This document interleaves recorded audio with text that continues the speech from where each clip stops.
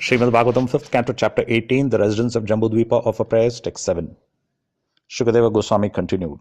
My dear king, Lord Nrsimhadeva resides in the tract of land known as Harivarsha. In the 7th Canto of Srimad Bhagavatam, I shall describe to you how Prahlada Maharaja caused the Lord to assume the form of Nrsimhadeva.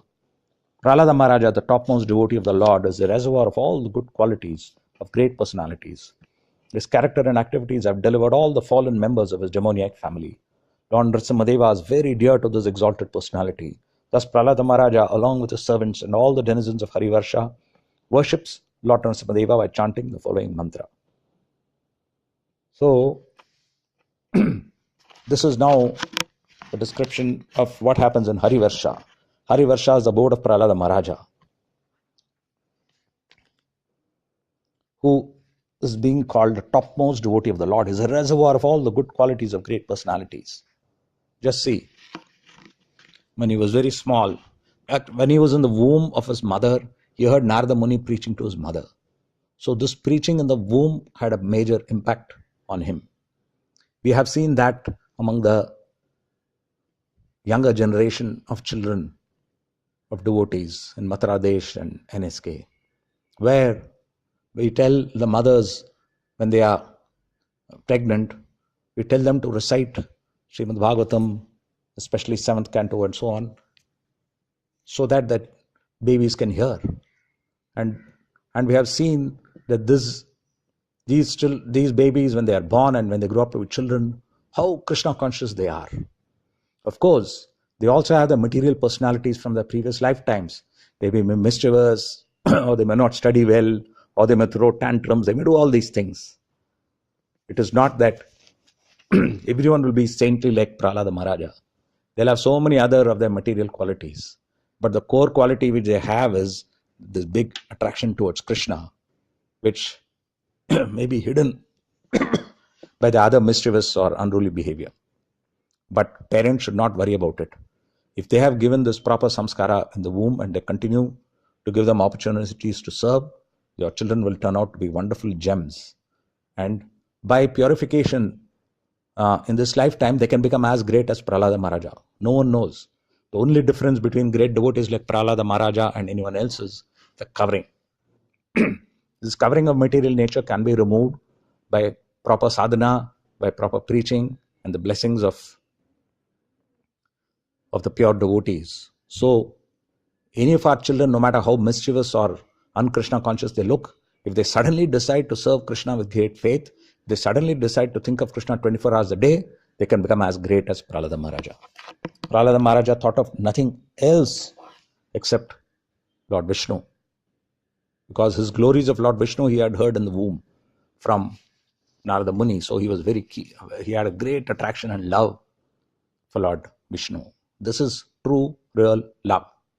We experience a shadow of that love among our material relationships, but the pure, highest love is the love, spiritual love, which we have for Krishna. And therefore, Prahlada Maharaja did have that love. And all the time he was thinking of him. So that even when he was 5 years old, he preached to his demoniac schoolmates. Demoniac schoolmates were being taught by the instructions of Hiranyakashipu. They were all taught materials, sciences, how to be a good administrator, how to be a good warrior, and so on. This is no different from being in IIT or Harvard or any such place where you're taught how to do things for your own sense gratification. So these demoniac fathers wanted their children also to learn how to do the best sense gratification. And so right in his own school, ISKCON was opened. ISKCON was opened in the school of Hiranyakashipu through Prahlada Maharaja, who started preaching to his schoolmates. So this is the kind of thing which should be followed by the children. And we have seen so many children from years and years of Mathura Desh. We saw how small children, very coolly and easily, they preach to their schoolmates and teachers, and the schoolmates have been stunned. Some of them have taken to Krishna consciousness. So continue doing that. Sham of Govinda Das Prabhu's son Sham has expressed his eagerness to preach to his fellow youth. So yes, go ahead and do that. That is the disciplic succession of Prahlada Maharaja if you are doing that. And so he did that. Prahlada Maharaja preached to them that all these things, Kaumaram Macharet Pragno, you have to start practicing it from the time you are very small. You don't wait till you're old. Right now, 5 years old, you start. And he converted them. They all became devotees. So Hiranyakashipu was very disturbed, and when he did that, he took him out of school and tried to kill him. He tried to kill Prahlada Maharaja in so many different ways. But this is the character of Prahlada, the young boy, that even though his father tried to kill him, he was not bothered. Even as he was being put on the fire or various things, he used to just think of Krishna and he was protected. Just think of Krishna and the greatest danger, you'll be protected. You might have heard the story in the 720 or whatever we call it, in the attacks in Mumbai, when the terrorists were attacking in Taj Mahal Hotel. One of the defenders, one of the soldiers, was a devotee. And he has written his miraculous stories, how he was in the dark and he was protecting the people. And then from somewhere in the dark, the terrorists were firing. But he was just depending on Krishna. And then when the lights came on, he saw that the bullets had hit everywhere, but they had not hit him, and he came out unscathed. He was protected. And like that, we have heard so many stories. Like during an earthquake long ago in Gujarat, all the houses where there was worship of Krishna going on were unaffected. All the nearby houses were demolished. So many stories like this. So, Lord Narasimhadeva will protect us. If he thinks that is what is best for us, let us always depend on Lord Narasimhadeva. And further, after Narasimhadev delivered him, when he asked Prahlada Maharaja, so he was in a very angry mood. Everyone else, including the demigods, was scared of approaching Narasimhadev. You can imagine a lion form, angry. Who would go near a lion which is angry? And he had just ripped apart Hiranyakashipu, so his paws were dripping with blood. Hiranyakashipu, remember, was a giant, hundreds of feet tall. If you go to Ahobilam, you will see those tall pillars of the palace of Hiranyakashipu. You can imagine how tall Hiranyakashipu was. The description also and the pictures, they show how huge was Hiranyakashipu. But so anyway, so this Hiranyakashipu was ripped apart very easily by a huge form of Narasimhadeva, who ripped him apart just as a child may rip apart a wasp.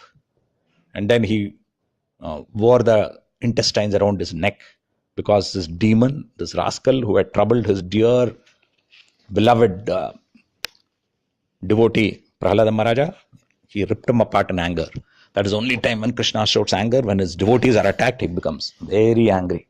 Like Chaitanya Mahaprabhu became very angry when Nityananda Prabhu was attacked by Jagai and Madai. So in this huge anger, naturally everyone was scared of going near him. But not so, they pushed forward Prahlada Maharaja. Like when I was small, when me and my brother, when we wanted something, we used to take our younger sister and we'd say, you go and ask, because we knew that my father would not get angry at my younger sister. So we used to say, you go and ask for sweets, you go and ask for this. And she used to do that. So like that, they pushed Prahlada Maharaja up ahead, that you go and pacify Narasimhadev. So he boldly went and he pacified Narasimhadev. And Narasimhadev immediately started smiling, and he asked, my dearest Prahlada Maharaja, Prahlad, what do you want? Ask me for any boon, ask for heavenly planets, ask me for anything. So you know what Prahlada Maharaj said? He's so humble. He said, oh Lord, don't ask me such things. I am born in a demoniac family. If you give me material things, I will get bewildered. Just see, you and I, if Narasimhadev comes and asks, what do you want? He'll say immediately, please give me this big house, please give me these big cars, please give me this and that. And please, Vanita may say, please take me to Dubai or whatever. So we'll say all these things. But Prahlada Maharaja didn't say anything of that sort. He was so humble, he said that I will get bewildered if you give me. So don't give me all that. All I want. So what did he ask? All I want is you please forgive my father. Just see. His father had tried to kill him so many times. And when Narasimhadeva killed him, and he's asking what is a boon, he's saying, you forgive him. So this is the greatness of Prahlada Maharaja. Afterwards, he was a wonderful ruler of his own planet, and he's there in Harivarsha till today. And we are going to hear tomorrow what prayers Prahlada Maharaja recites. In this purport, Prabhupada shows how Keshava was original form. So just remember, the original form of Krishna is Keshava, and from him, just like the waves on a river, innumerable incarnations come out, and therefore Jayadeva Goswami, who was a great devotee in Navadvip, he wrote his Gita Govinda, and in that he wrote, in every verse he used to say Keshavadritta Narahari Rupa, Keshavadritta Vamana Rupa, Keshavadritta Meena Sharira. That Keshava is original, so he kept on mentioning him every time. And from that original, so many other incarnations appear. The different incarnations are for different purposes. Hare Krishna. Thank you very much. Today, Prema Padmini will not be giving her class, at least now, because she's gone to give class in SNGM temple, Sri Narasimha Giridhari temple, and so she won't be able to give the class here. Let's see if she can give it in the evening, otherwise tomorrow. Hare Krishna.